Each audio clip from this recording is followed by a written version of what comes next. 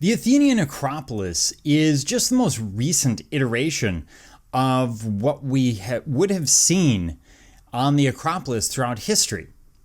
Of course, the Acropolis starts being used well before the classical period. The reason being it's a high point in the city. It's natural for them to put a temple there.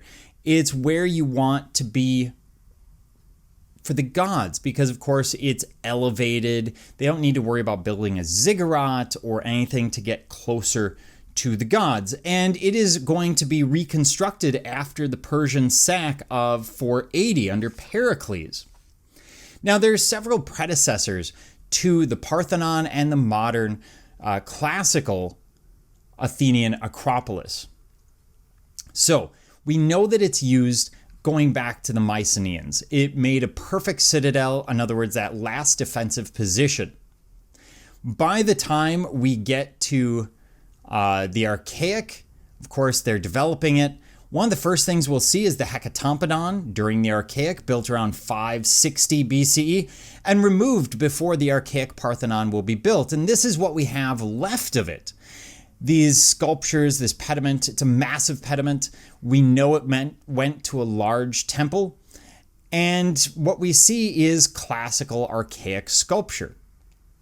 Then we have an archaic Parthenon, started around 490 in reaction to the Battle of Marathon, really remembering the Battle of Marathon and this great victory. It's not surprising, but we can see the archaic Parthenon's on the top, and then the current Parthenon below, and you can see that longer, thinner proportion to it that will be eliminated and changed. When the Persians show up, of course, they will burn the Acropolis. And you go, how do you burn something that's marble? Well, you don't. You burn the stuff around it, and it happens to affect the marble. And what happens in heat is marble goes through a calcification process and basically goes back to what it was originally. Marble, in an earlier state, is limestone, building material, not so bad.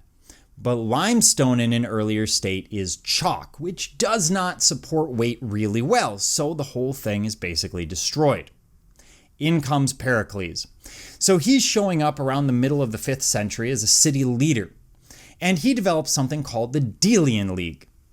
The Delian League is this idea that the different city-states will pay Athens to maintain an army and navy. And originally, the treasury was supposed to be on the island of Delos, not in Athens, although Pericles will move it.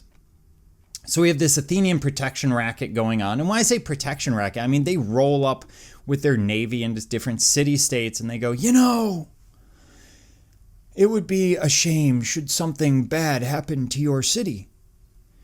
But if you were to pay us, we could protect you. And in reality, what happens is they frequently burn down the city. And then the city miraculously joins the Delian League. So kind of an issue. The Spartans have their own competing league. Well, that's a whole nother matter.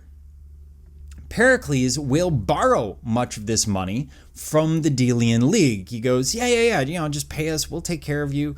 We will take care of everything.